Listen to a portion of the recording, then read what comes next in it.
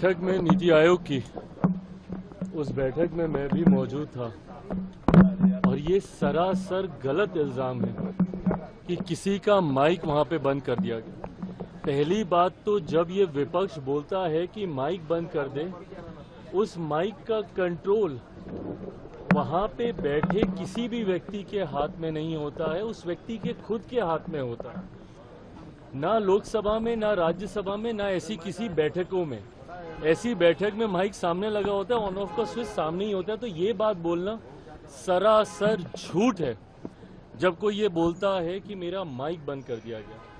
हाँ, हर मुख्यमंत्री को, क्योंकि समय की बाध्यता थी, ओपन एंडेड अगर डिस्कशन को रखा जाता तो संभवतः हफ्तों तक ये बैठक ही चलती रहती। ऐसे में हर मुख्यमंत्री से ये विनम्रता पूर्वक आग्रह किया गया था कि अपनी बातों को संक्षेप में एक तय समय सीमा के भीतर रखा जाए।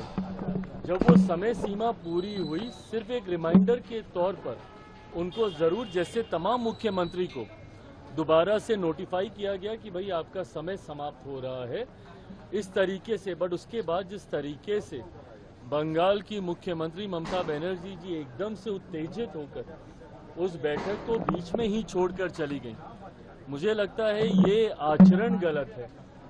अगर आपको अपनी बात को रखना भी है, कोई नाराजगी भी है, तो आप वहीं पे रखती ना, बोलती कि अभी मुझे और बोलना है, मुझे और कहना है। हम सब वहां पर मौजूद थे, प्रधानमंत्री जी स्वयं उनको सुनना चाहते थे, वित्त मंत्री जी स्वयं वहां पे मौजूद थी, वो भी चाहती थी कि भैया क्या बजट को लेकर वो अपनी बातों को रख रही हैं।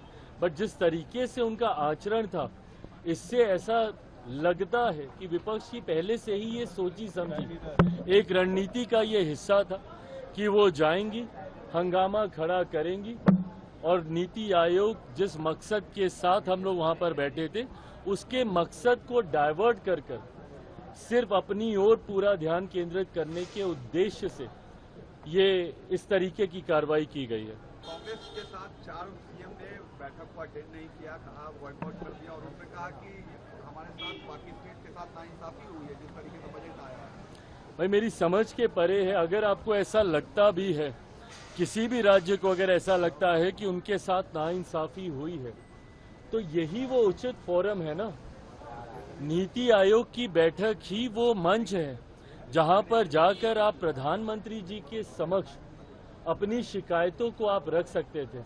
इस मंच पर जाकर अपना ऐतराज आप दर्ज करा सकते थे, अपनी आपत्ति आप दर्ज करा सकते थे।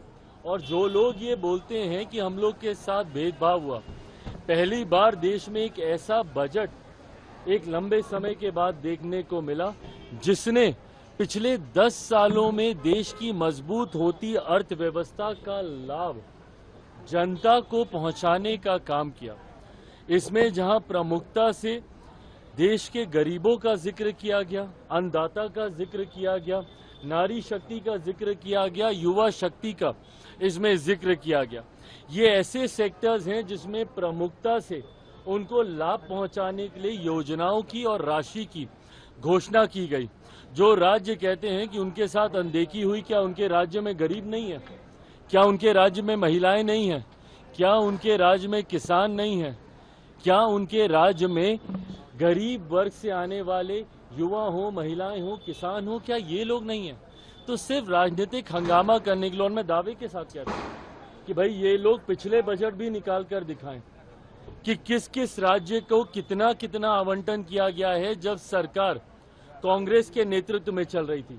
यूपीए की सरकार हो या उसके पहले की सरकार हो, कितने राज्यों का जिक्र किया गया।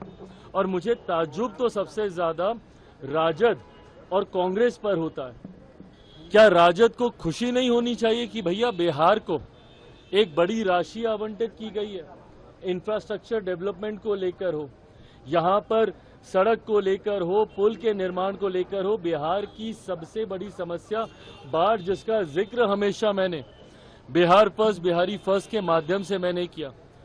उस बाढ़ को लेकर लगभग 11,000 करोड़ की राशि अलग से आवंटित की जाती है।